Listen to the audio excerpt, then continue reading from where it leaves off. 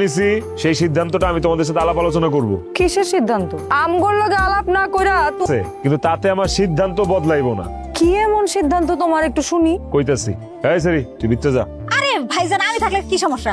কোন আমি কারে কিছু কমু? আমার জীবনে এখন দরকার শান্তি, প্রশান্তি, আত্মতৃপ্তি। যেই কারণে আমি আরেকটা বিয়ে করে নিজের জীবনে সুখ শান্তির বারিশ নিয়ে আসুন, বুঝছ নাই? দুইটা বিয়ে কইরা তোমার শান্তি হয় নাই, অন আরেকখান করতে হইব? অবশ্যই, কারণ আমার ধারণা আমার 3 নাম্বার বিয়েটা এখনো বুড়িও নাই, দুইজনই তরতাজা আছো।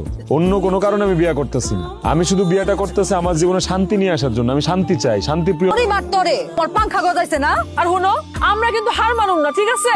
যতই হুমকি দামকি দাও, আমারে আমার সিদ্ধান্ত থেকে বাবা, আমি যদি জীবনে সুখ শান্তি না পাই তাহলে তোমগরে সুখ শান্তি কোন জায়গা থেকে না দিব? আরেকটা বিয়া করলে আমার জীবনে সুখ শান্তি আইব, সেই সুখ শান্তি আমি তোমগরে বিলাই দিব। তোমগরও আজকা খাওয়ার সময় আমার পাশে আমার 2 বউই হাজির।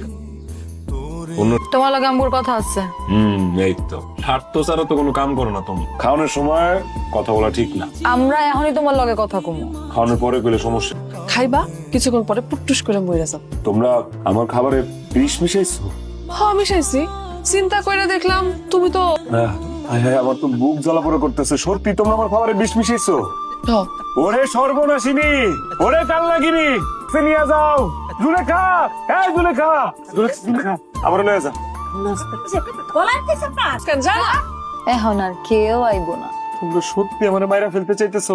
তুমি আরেকটা বিয়ে করতে চাইছো, তোমার মারতে পারো না, তুমি খাও, তোমার খাবারে বিষ মিশাই নাই। সত্যি আমার খাবারে বিষ মিশানো হয়নি? না, খাও। এই জন্যই আমি যে 3য় বিয়ার সিদ্ধান্তটা নিছি, একদম সময় উপযোগী সিদ্ধান্ত নিছি, বুঝছো? তোমার মতো পাগল এখন তো পাগল কইতাছো।